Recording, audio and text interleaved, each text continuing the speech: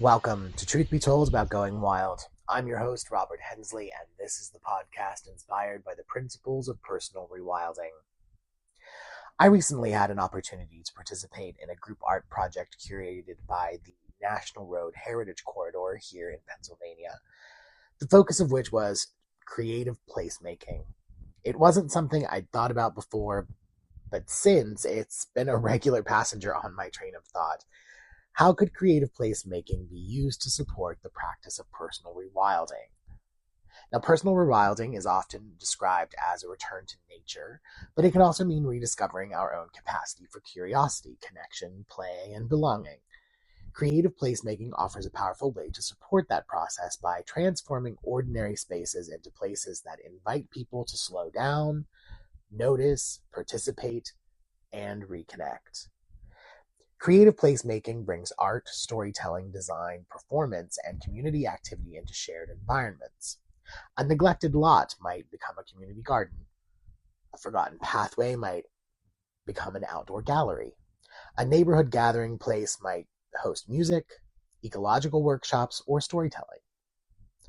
These interventions do more than beautify a location. They change how people experience and relate to that place. For personal rewilding, this shift in perception is important.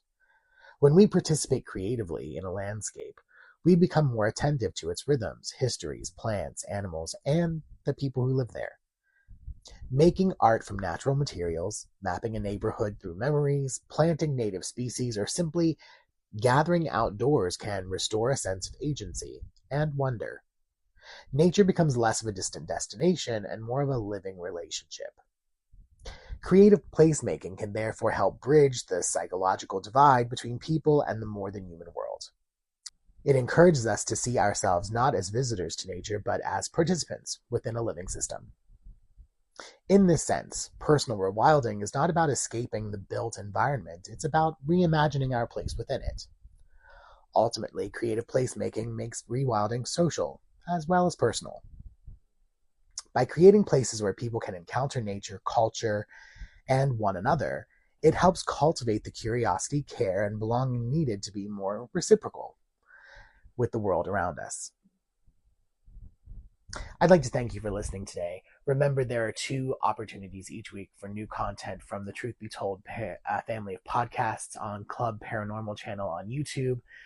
That is Tony Sweet on Friday with the original Truth Be Told, and of course, Truth Be Told About Going Wild every Monday, and both of those shows go live at 3 p.m. Pacific, 6 Eastern on their respective days.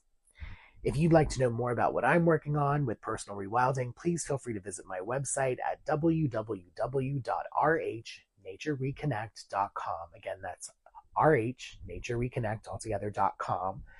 And you can also visit my Patreon community, Personal Rewilding with Robert Hensley, and you can sign up for a free membership there, a subscription, or you could pay for a monthly subscription, and that comes with a lot of extra content each month.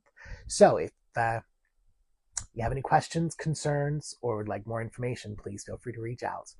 And until next time.